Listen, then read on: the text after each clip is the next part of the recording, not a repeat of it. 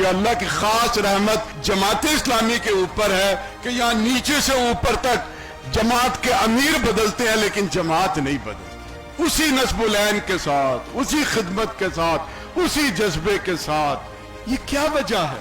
سوچنے والی بات ہے۔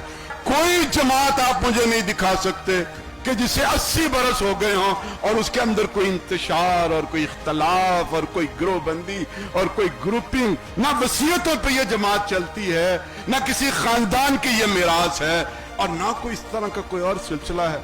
اگر یہی ایک نقطہ یہ قوم سمجھ لے تو آنکھیں کھول دینے کے لیے کافی۔ یہ اللہ تعالیٰ کی بہت بڑی نعمت ہے، یہ سب تمہارا کرم ہے آقا کہ بات اب تک بنی ہوئی ہے۔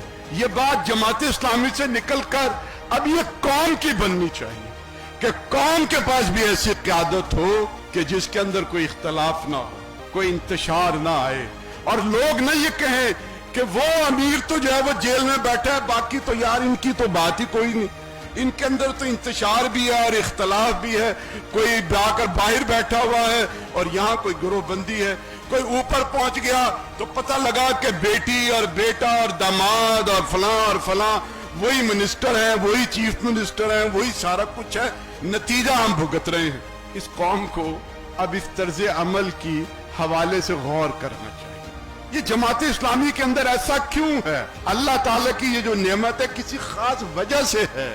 اللہ تعالیٰ ایسی تو اپنی نعمتیں نہیں بانٹتا، وہ امتحان لیتا ہے اور اس امتحان کے بعد پھر وہ فیصلہ کرتا ہے کہ اس جماعت پر اپنی رحمتیں اور برکتیں نازل فرمائے۔ یہ وہ جماعت اسلامی کے امیر میاں طفیل محمد صاحب، پورا منصورہ، ہر چیز، اور جب ہم مسجد میں دیکھتے تھے تو ایک تریزوں والا شلوار قمیض، اس سے زیادہ کوئی چیز ہم نے انہیں نہیں دیکھی۔ قاضی حسین احمد صاحب آئے تو مطلب یہ ہے کہ کاروباری تھے، سب کچھ تھا، بڑا 2-4 کنال کا گھر ہم نے خود جا کے دیکھا، لیکن جب ہم منصورہ جماعت کے امیر بن کے آئے تو ایک فلیٹ میں رہنا شروع کر دیا۔ اور آگے بڑھیے، سید منور حسن صاحب، وہ خود بھی جماعت کے امیر، ان کی اہلیہ بھی رکن اسمبلی، اور ایک کمرے میں انہوں نے اپنی پوری زندگی منصورہ میں گزاری۔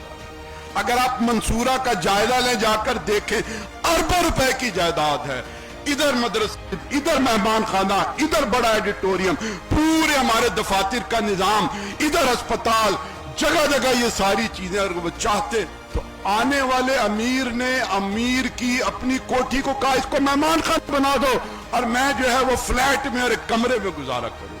ہمیں اس طرح کے لیڈر چاہیے، اس طرح کے لیڈر آئیں گے تو اس ملک کی حالت بدلے گی، ورنہ اس ملک میں بربکتی موجود ہے۔